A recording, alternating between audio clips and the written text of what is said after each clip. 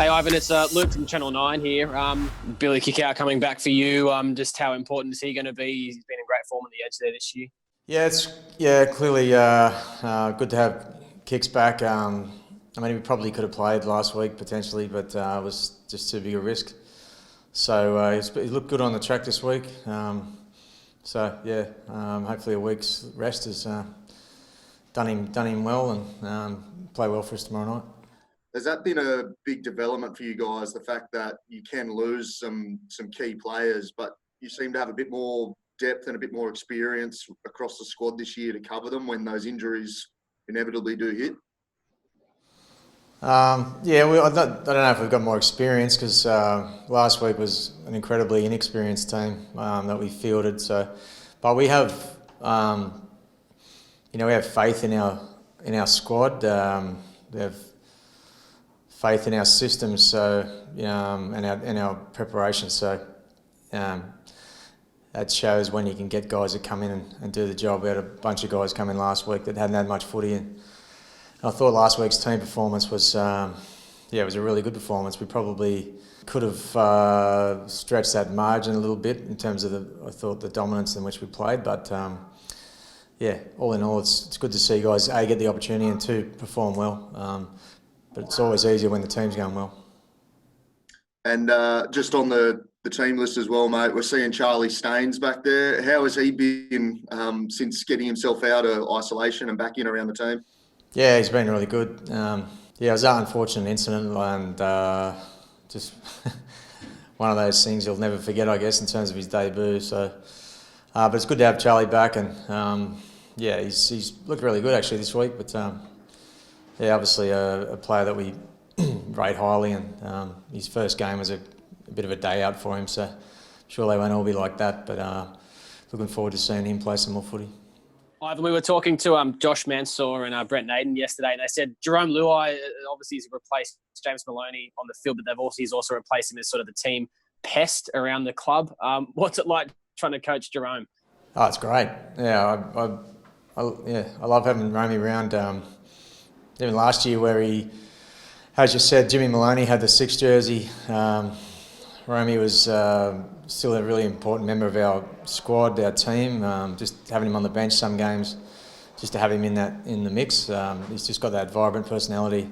As you said, I guess he can be a bit of a pest.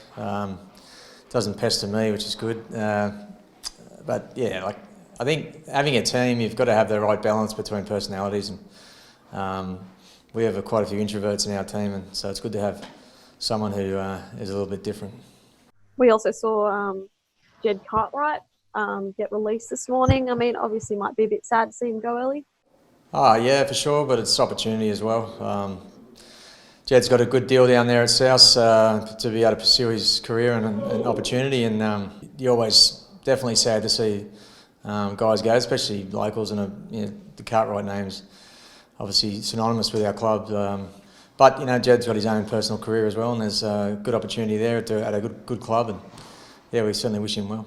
Ivan, you mentioned, talking about Jed there as well. A lot of the time we talk about, guys coming up at Penrith and then they inevitably end up on the radar of other clubs. Guys like Stephen Crichton and Matt Burton have been mentioned in the press the last couple of weeks.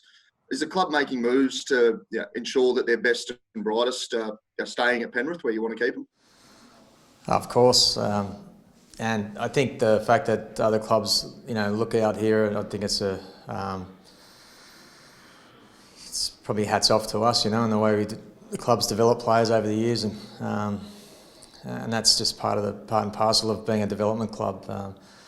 Had a similar experience over at the Warriors for many years, where we were, constantly trying to make sure we kept the the best players, and knowing that we couldn't keep them all. So, it's just the nature of the game. But as I said, it's probably a bit of a feather in the cap of our development that other clubs are actually looking at here. And I know it's something that Gus has spoken about previously during his time at Penrith, but is there scope for the game to provide more support for those clubs that do more work in terms of developing their own juniors and hanging on to them? I believe so, yeah.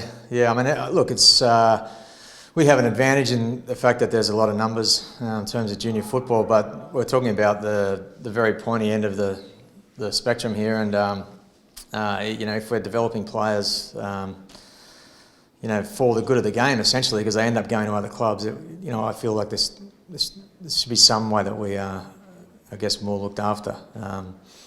You can't have every club who's not a development club, because then you wouldn't have any players or you'd run out. So, we've all got the same salary cap. We've got to work under the same boundaries, I suppose. So it's difficult to see kids that we develop and, I guess, shine in our system that end up getting plucked for someone else.